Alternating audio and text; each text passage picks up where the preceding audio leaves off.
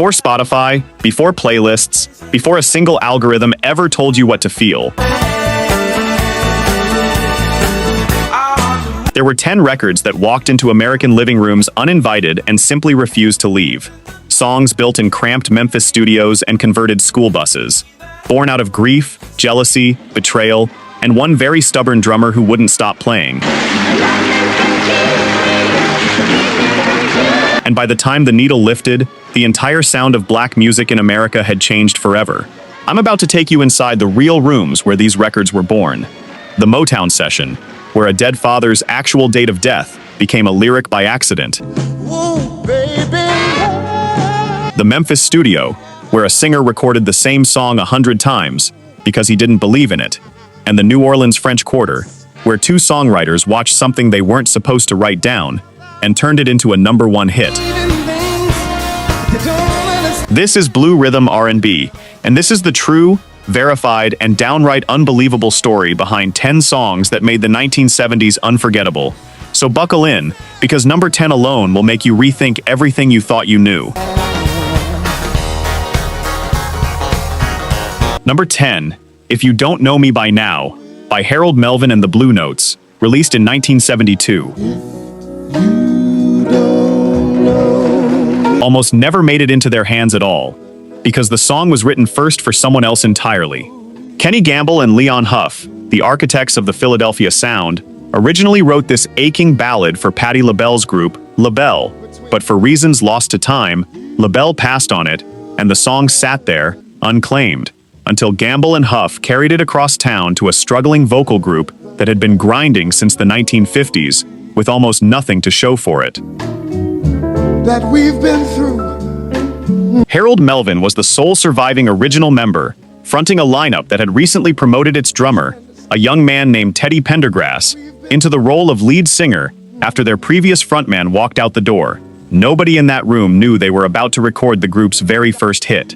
What gave the song its devastating honesty, according to Gamble and Huff themselves, was that they were riding through real marital strain in their own lives at the time, pouring genuine heartbreak into every line instead of manufacturing it. So I ain't gonna do nothing. When it hit the airwaves in September of 1972, it shot to #1 on the R&B chart and climbed to #3 on the pop chart. And Pendergrass's voice was so commanding that fans across the country assumed H.E. was Harold Melvin, a mix-up that reportedly irritated the real Harold Melvin for years. It became the group's breakthrough, launched Teddy Pendergrass toward a legendary solo career, and proved that sometimes the best songs are the ones nobody else wanted. We only act like children. Number 9, I'll Take You There, by the Staple Singers, released in February of 1972, was born out of one of the darkest moments in its writer's life. Stax Records executive Al Bell, real name Alvertus Isbell, wrote the song after attending the funeral of his younger brother, who had been shot to death. Grieving, Bell walked out to the backyard of his father's home in Little Rock and sat down on the hood of an old, broken-down school bus that no longer ran. Sitting there in silence, he said the music simply arrived in his head, along with the words describing a place where nobody cries, nobody worries, and no false smiles exist. He brought that vision to the Staple Singers, the gospel-rooted family group led by patriarch Roebuck Pop Staples, and handed lead vocals to his daughter Mavis, whose voice could turn a Sunday morning hymn into a Saturday night revelation. To build the groove, Bell borrowed the hypnotic bass line and introduction from a 1969 Jamaican reggae instrumental called The Liquidator by the Harry J. All-Stars, blending gospel testimony with island rhythm in a way nobody on American radio had heard before. Recorded at the legendary Muscle Shoals Sound Studio in Alabama, the track rode Mavis Staples' commanding, spirit-filled vocal all the way to #1 on the Billboard Hot 100 by June of 1972. Becoming the family's first pop chart topper and one of the best-selling gospel soul records of all time. A song born on the hood of a dead man's school bus ended up telling an entire generation exactly where heaven could be found. Number 8, Love Train, by the O'Jays.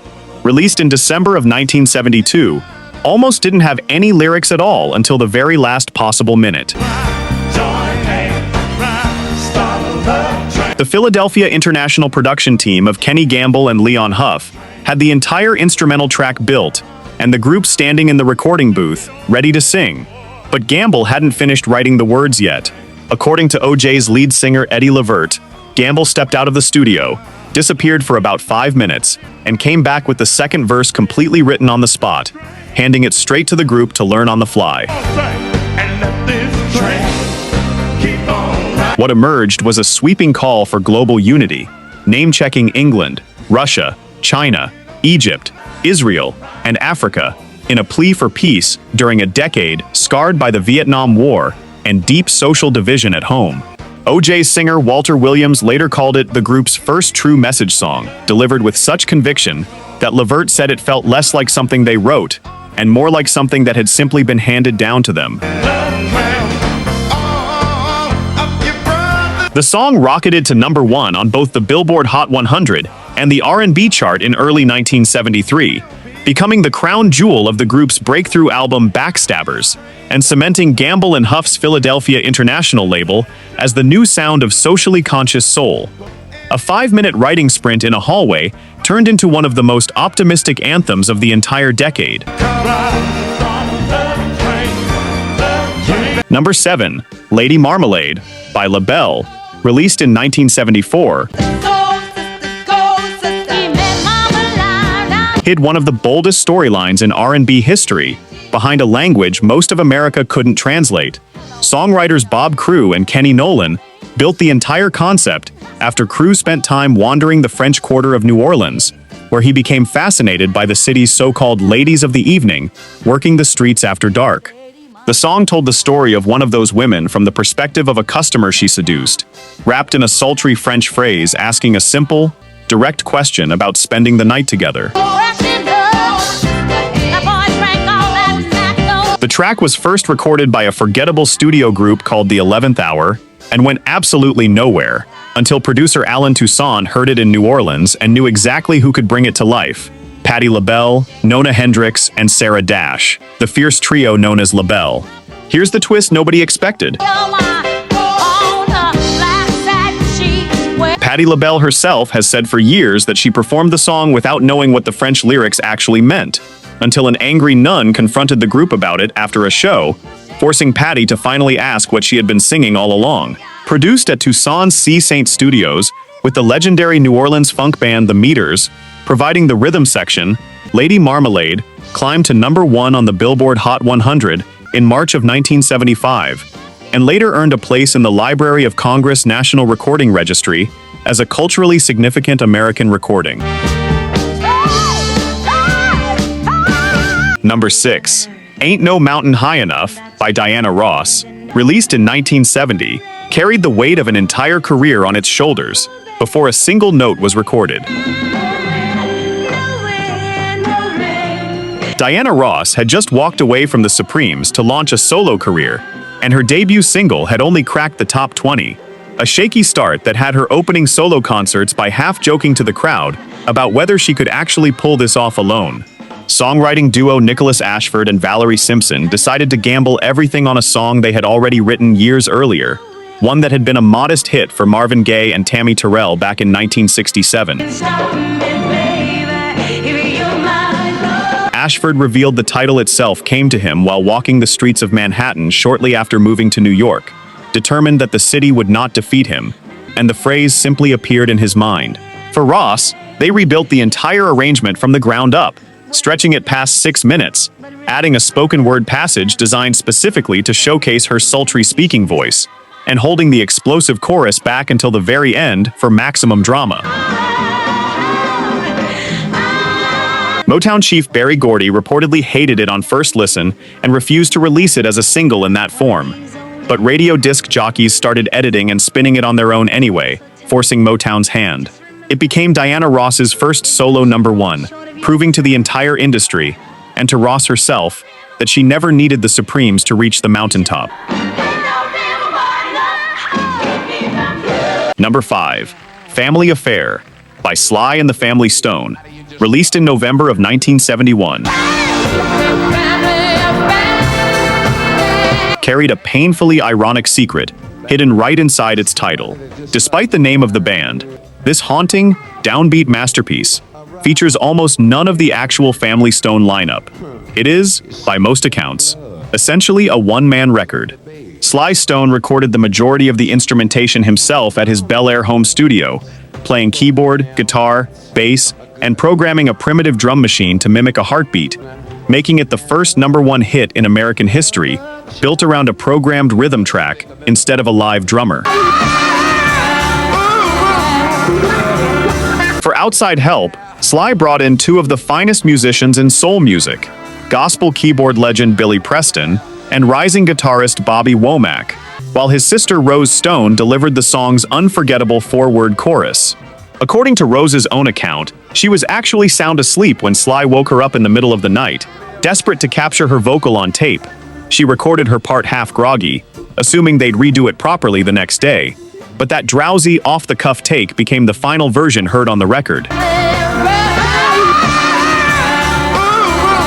The lyrics themselves painted a complicated, conflicted picture of family loyalty and dysfunction, mirroring the real tension tearing the actual band apart behind the scenes. Despite, or maybe because of, all that chaos, Family Affair became the biggest hit of Sly and the Family Stone's career, holding the #1 spot on the Billboard Hot 100 for 3 straight weeks. Number 4. Let's Stay Together by Al Green, released in late 1971, almost got left on the cutting room floor by the one man singing it. Memphis producer Willie Mitchell and drummer Al Jackson Jr. had already composed the music and handed Green a rough instrumental mix to write to, and according to accounts of the session, Green wrote the entire set of lyrics in roughly 5 minutes flat. But writing it fast didn't mean he believed in it. Green reportedly resisted actually recording the song for 2 days, unconvinced it was any good, and once he finally agreed, he pushed through close to 100 takes trying to land a version he was satisfied with.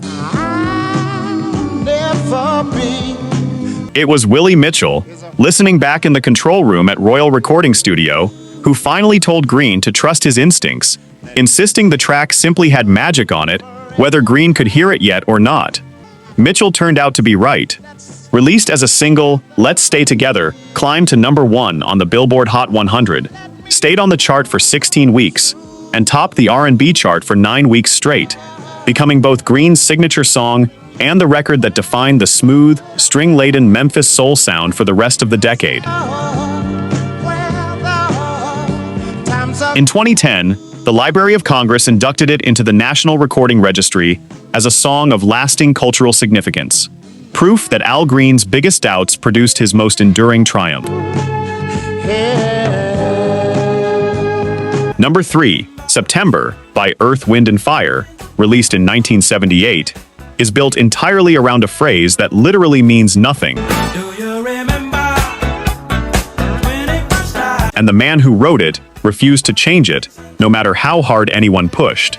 Songwriter Allie Willis was brought in by bandleader Maurice White to co-write the group's next big single, alongside a chord progression composed by guitarist Al McKay, and the writing session stretched out for weeks as the trio chased the happiest-sounding song they could imagine.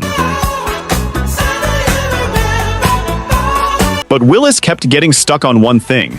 Throughout the entire process, Maurice White kept singing a nonsense placeholder phrase, Badia, assuming they'd swap in real words eventually. Willis assumed the same thing and kept waiting for the rewrite that never came. By the final vocal session, with the deadline staring them down, Willis finally snapped and demanded to know what the phrase actually meant, and White, calm as ever, simply replied that it didn't matter at all, teaching her, in her own words, the greatest lesson of her songwriting career: never let the lyric get in the way of the groove. Even the song's most famous line was chosen almost at random. The writers ran through every date in the calendar looking for the one that simply felt best on the tongue, and the 21st of September won. The gamble paid off spectacularly, rocketing to #1 on the R&B chart and becoming one of the most instantly recognizable dance records ever made, still filling wedding floors and reunion halls with people who have no idea Badia was never supposed to survive the final mix. Number 2. Superstition by Stevie Wonder, released in 1972, was never even supposed to be a Stevie Wonder song. During sessions for his album Talking Book, Wonder struck up a friendship with British guitar legend Jeff Beck, and the two made an informal deal. Beck would play guitar on one of Wonder's tracks, in exchange for Wonder writing an original song for Beck's own band to release. One day in the studio, Beck sat down at a drum kit just to fool around, banging out a beat for fun while nobody was watching. And Wonder, hearing it from across the room, told him to keep going. Over that improvised drum pattern, Wonder built a driving clavinet riff on the spot, and by the end of the session, the two men had the entire skeleton of what would become Superstition.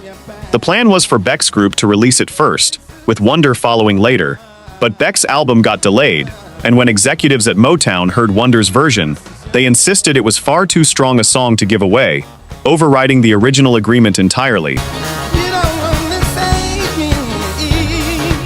Wonder built the lyrics around universal fears of bad luck, ladders, broken mirrors, and the number 13, turning Superstition itself into a warning about letting fear control your life. Released as Wonder's single, it became his first #1 hit in nearly a decade, introduced the clavinet as a mainstream funk instrument, and left Jeff Beck publicly frustrated that the riff of the century, as he called it, had slipped through his fingers.